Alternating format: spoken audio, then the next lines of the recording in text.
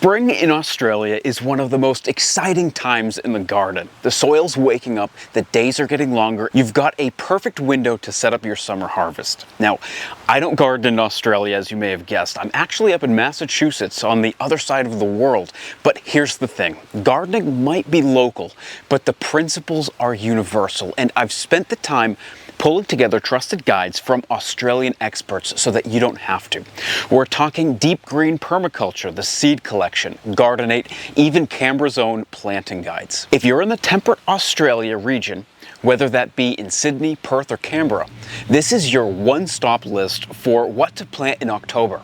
Stick around because by the end, you'll know exactly what to start in early, mid, and late October, and how to get the timing right in your climate. If that sounds helpful, tap like, share this with a gardening mate, and hit subscribe so that you won't miss any more planting windows. Section 2, setting the stage. October in temperate Australia is the sweet spot where the garden sparks to life. The air is warming up, the soil is workable, and each day carries a little bit more energy than the one before. The frosts that held things back in winter are fading, and suddenly you've got choices, and lots of them. But here's the trick. Not every crop thrives at the same moment. Think of October as a 3-act play, though the acts blur into each other depending on your microclimate. In the opening act, early October, it's still cool enough for the classics like roots, beetroot, carrots, and then leafy greens like spinach, lettuce, and silver beet. The soil may still hold some winter chill, and in cold districts, light frosts can linger, so tender plants need protection. Mid-October is the main performance, when longer days and milder nights open the door to a broader cast of characters. Beans, zucchinis, herbs like basil begin to find their footing here, especially if your soil has warmed up and the risk of frost has truly passed.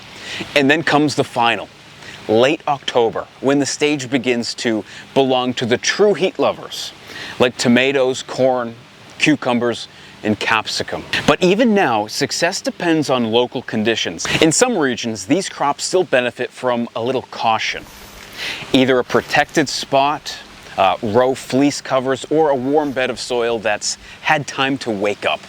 Once you see the month this way, planting stops feeling like guesswork. It becomes timing, rhythm, and flow. Section 3, early October begins to the cool season workhorses. The crops that shrug off chilly nights and settle in before the heat of summer really arrives. Think of this as your foundation planting. Start with roots, carrots, beetroot, radishes, parsnips, and turnips. These are the steady growers that don't mind the cooler soil and will reward you later with solid harvests. Next, load up on leafy greens. We have lettuce, spinach, rocket, bok choy, and silver beet.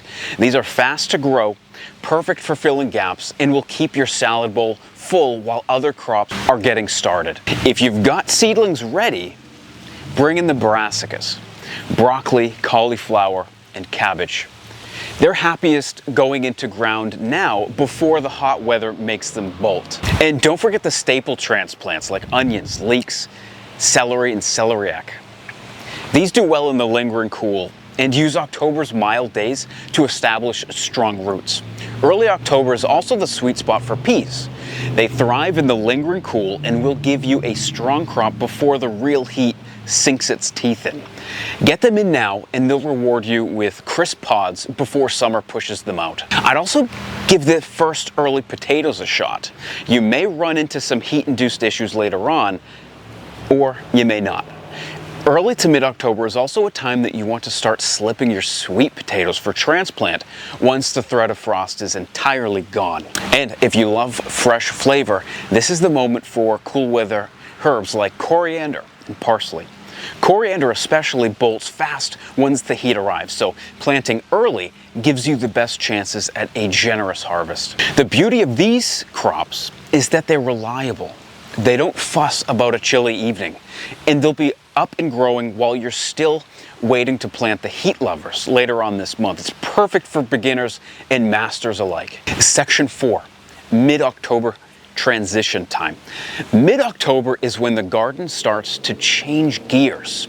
The soil has finally shaken off the chill, and you can feel the warmth building up with each passing day. This is the perfect moment to begin blending your cool season staples with the first of the summer stars. Don't overlook your herbs. Parsley, dill, oregano, and thyme all love this shoulder season, if you will, giving you fresh flavor for the kitchen while other crops are still finding their footing. And keep the cycle going with succession sowing. Another round of lettuce, another patch of radishes. These quick crops make sure that there's no empty space in your beds and no gaps in your harvest. Mid-October is about balance, keeping the cool season workhorses productive while opening the door to the warm season crops that will carry you through the summer. Section 5, late October. Here's where we have the heat lovers. Late October is when the garden shifts into full summer mode.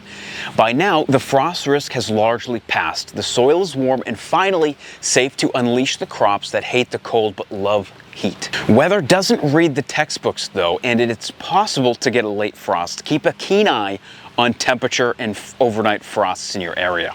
This is prime planting time for tomatoes, capsicum, chili, and eggplants, usually as seedlings. These thrive when the nights are warmer and will carry you deep into summer. Wait until nights are consistently around 10 Celsius or higher. Now bring in the cucumbers, the zucchini, pumpkins, and melons. Whether you're sowing direct or transplanting young, they'll take off quickly in the longer days. Get your sweet corn in while the soil holds its warmth. Spacing it in blocks helps with pollination and bigger harvests in general. And of course, beans. They finally get their moment. Climbing or bush varieties will leap ahead in these warmer summer conditions, giving you continuous harvests if you keep sowing them in small batches. It kind of cuts down on the feast or famine mentality. If the forecast is confidently frost-free, you can now start thinking about planting sweet potato slips. These heat-loving crops are the stars of the summer. Give them sun, water, and space, and they'll reward you with abundance as the season hits its stride. Section 6, local nuances. Before you rush out to plant this October, I don't blame you. I know you're excited, but remember, temperate Australia isn't the same everywhere. Each city has its own quirks, and timing makes all the difference. The biggest risk is still frost for late October plantings. If you're in Sydney, your coastal climate works in your favor. Frosts aren't much of a worry, so you can often nudge the warm season crops a little bit earlier than the rest of the country. Canberra is a different story. Cold nights can linger, and a surprise frost can wipe out tender plants. So play it safe. Wait until mid to late October before setting out tomatoes, beans, or other frost-sensitive crops. And over in Perth, you're gardening on fast forward. Spring heats up quickly, so you get your plantings in early and give them a head start before summer arrives in full force. The lesson: pay attention to your local rhythm. What works in Sydney won't always work in Canberra, and Perth is on its own. Section 7, tips for success. Before we wrap this all up, here are 3 quick tips to keep your October plantings on track. 1, succession sowing. Don't put all of your beans or lettuce in at once. Sow a little bit every week or every couple of weeks, and you'll turn out a short harvest into a steady supply all season long. 2, mulching. As the sun gets stronger, a good layer of mulch keeps your soil cool, it locks in moisture, and saves you from constant watering and even prevents some weeding.